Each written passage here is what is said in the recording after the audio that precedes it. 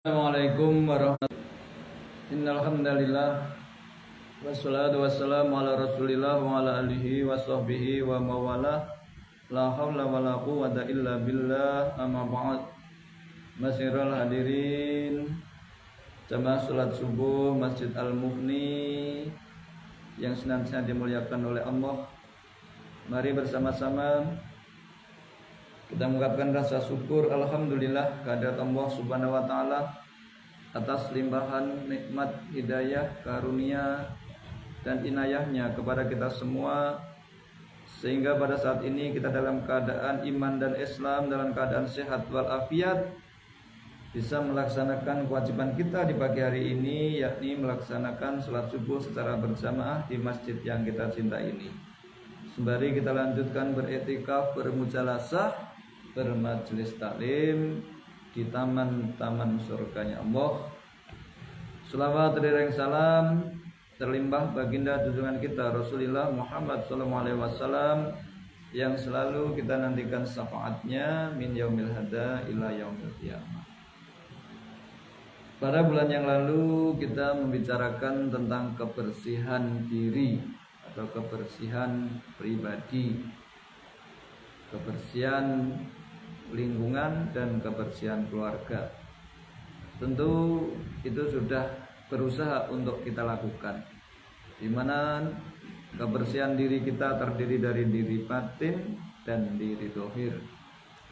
Jadi tidak cukup kita bersih luarnya atau dohirnya saja, tetapi kita juga perlu bersih hati kita, jiwa kita, roh kita. Karena apa? Karena nanti yang akan kembali kepada Allah adalah diri batin kita, diri dohir dan batin kita. Bukan saja diri dohirnya, tetapi juga diri batin kita. Nah, mudah-mudahan itu kita berusaha untuk bisa membersihkan. Nah, dengan kita bersihkan, maka kita dulu lahir dalam keadaan suci, dan ketika nanti kita kembali kepada Allah juga dalam keadaan suci. Karena hanya dengan sucilah ibadah kita akan diterima oleh Allah Subhanahu wa taala. Oleh karena itu, masyiral hadirin, mari kita lanjutkan pada pertemuan di pagi hari ini. Waktu yang singkat ini kita membahas berkenaan juga tentang surat An-Nisa ayat 59. Ya ayyuhalladzina amanu ati'ullah wa ati'ur rasul wa ulil amri minkum. Hei orang-orang yang beriman, taatlah kamu kepada Allah, taatlah kamu kepada Rasul, dan taatlah kepada ulil amri. Siapa itu ulil amri? Ulil amri adalah pemerintah yang sah. Pemerintah yang sah, pemerintah yang tidak zalim, itu juga harus kita taati. Selain taat kepada Allah dan Rasul, maka kita dianjurkan untuk taat kepada pemerintah, taat kepada pemimpin atau ulil amri, orang yang menguasai kita, orang yang memimpin kita, itulah ulil amri. Oleh karena itu, kita sebagai rakyat, sebagai masyarakat, tentu kita harus patuh dan taat kepada yang memimpin kita, selama apa yang diperintahkan tidak bertentangan dengan perintah Allah dan Rasul. Jadi tingkatan pertama yang kita taati itu adalah Allah. Nah, apa itu perintah Allah? Perintah Allah, kalau kita sebagai seorang muslim, orang yang beragama Islam, ya ada 5. Bersyahadat, sholat, zakat, puasa, dan haji. Nah, itu perintah wajib kita sebagai orang yang beragama Islam, melaksanakan rukun Islam yang 5. Setelah kita beriman kepada Allah, rukun Islam yang 5 itu kita taati. Dan jangan melaksanakan apa yang dilarang oleh Allah. Tentu apa? Meninggalkan rukun Islam yang 5 itu, melaksanakan kemaksiatan, melaksanakan kemungkaran, yang tidak diizinkan oleh Allah. Ini yang harus kita lakukan. Nah, tetapi kalau kita dalam beriman, berkepercayaan atau bertauhid kepada Allah, perintah Allah itu yang pertama adalah yang paling utama mengimani adanya Allah, mengenali adanya Allah. Jadi kita perintahnya hanya satu, yaitu beriman dan mengenali Allah yang kita sembah ini. Itu dalam kajian kita berkepercayaan atau bertauhid, itu hanya mengimani kepada Allah. Nah, setelah beriman nanti ada perintah selanjutnya, yaitu dalam rukun Islam itu tadi. Nah, larangannya apa? Juga satu, jangan sekali-kali engkau mati kecuali mati dalam keadaan sudah beriman, kenal kepada Allah.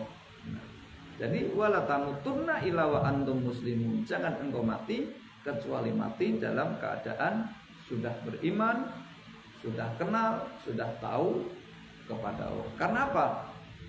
Karena kita datang dari Allah akan kembali kepada Allah. Nah, ketika di dunia ini kita tidak mencari dan mengenalinya, maka kita akan kembali kemana? Nah, itu.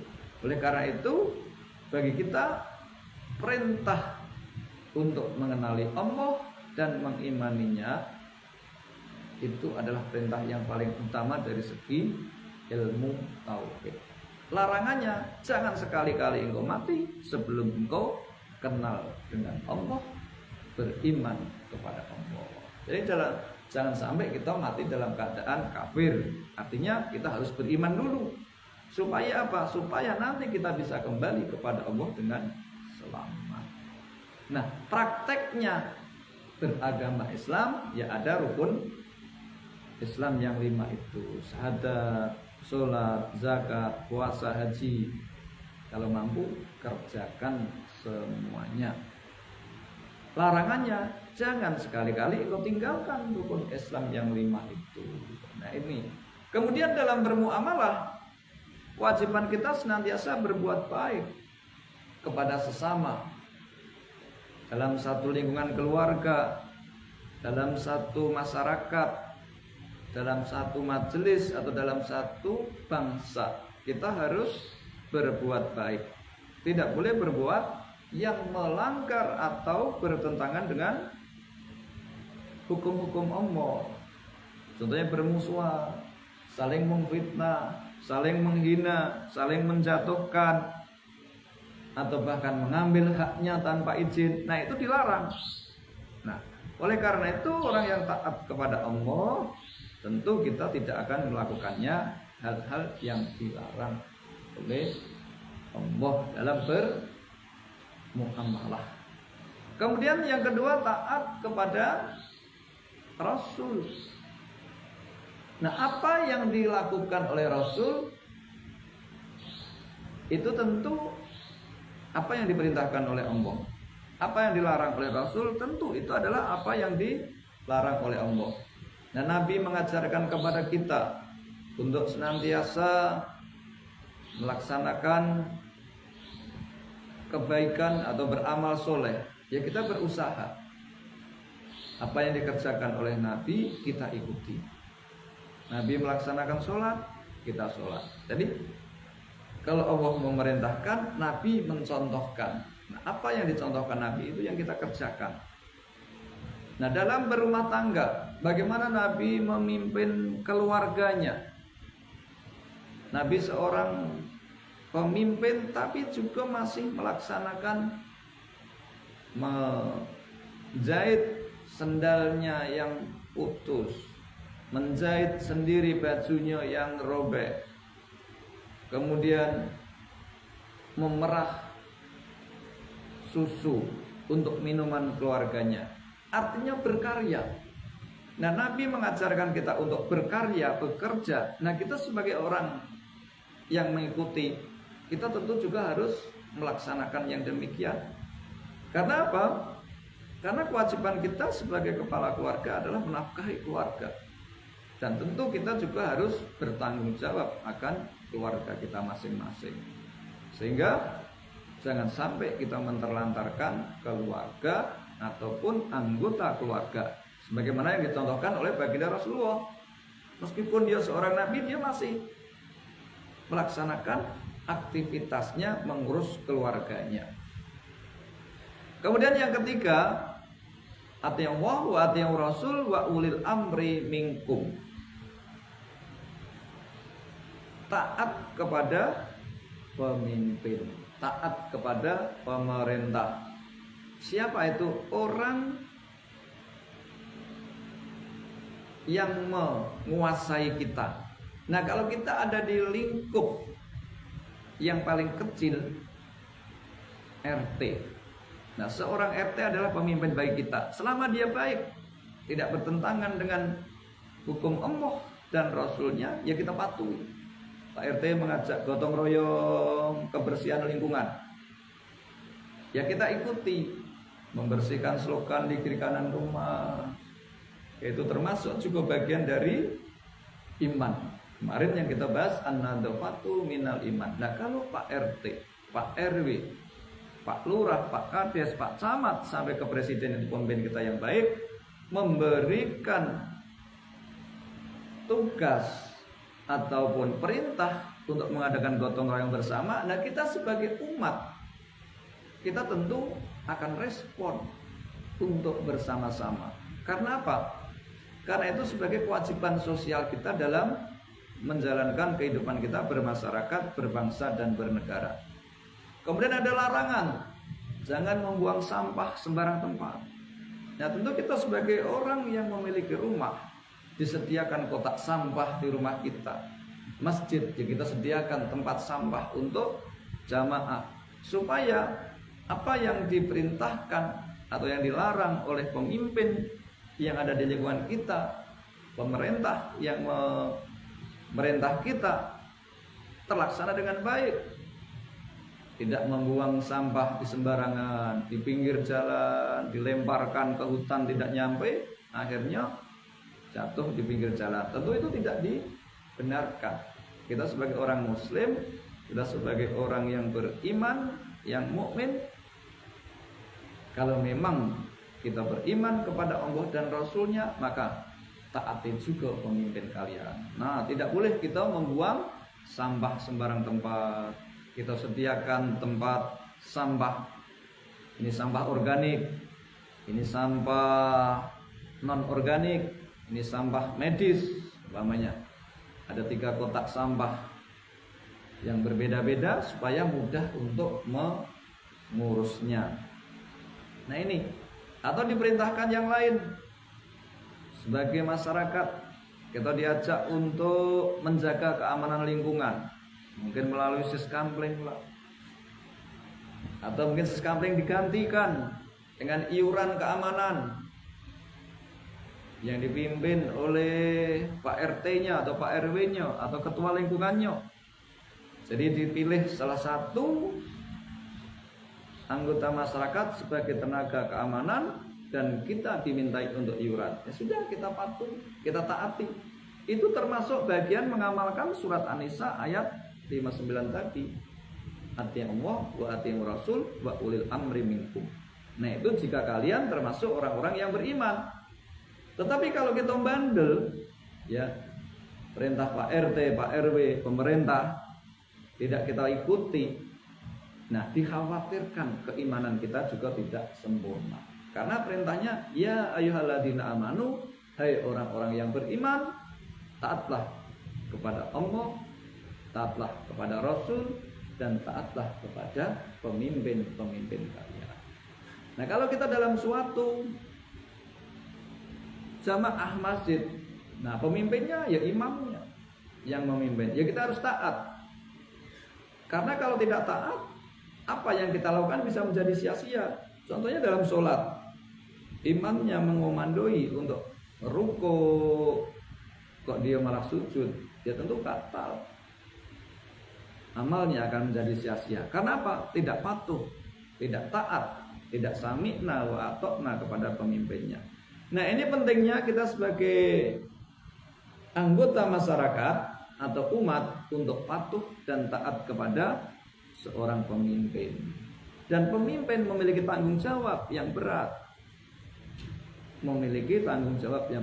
Sehingga pemimpin harus bersikap jujur dan adil.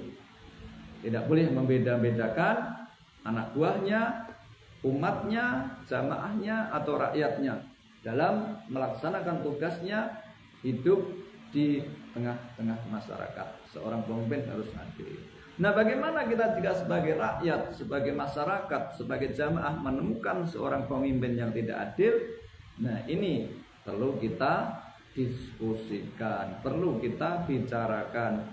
Kalau pemimpin itu bertentangan dengan Al-Quran dan hadis, alias tidak patuh kepada Allah dan Rasulnya, kita tidak wajib untuk mentaatinya. Suatu contoh, kita diajak untuk melakukan sesuatu yang bertentangan dengan ajaran agama. Umpamanya kita dipaksa menyembah matahari, tidak wajib kita patuh kepada pemimpin yang demikian. Kita diajak untuk menyembah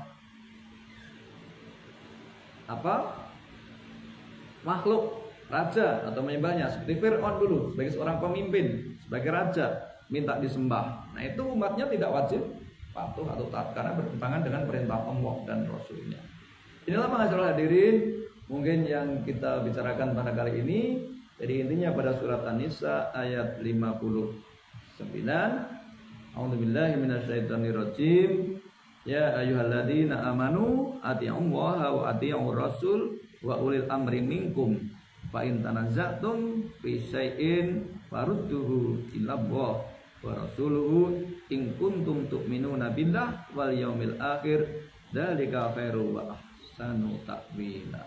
Jadi kita taat kepada Allah, taat kepada Rasul, dan taat kepada pemimpin, yang kemudian Allah lah yang akan memberikan petunjuk dan hidayah kepada kita semua. Mudah-mudahan yang demikian kita termasuk orang-orang yang beriman. Mungkin itu saja, lebih kurangnya mohon maaf. Kalau ada yang perlu didiskusikan nanti kita diskusikan. Akhirul kalam, wassalamualaikum warahmatullahi wabarakatuh.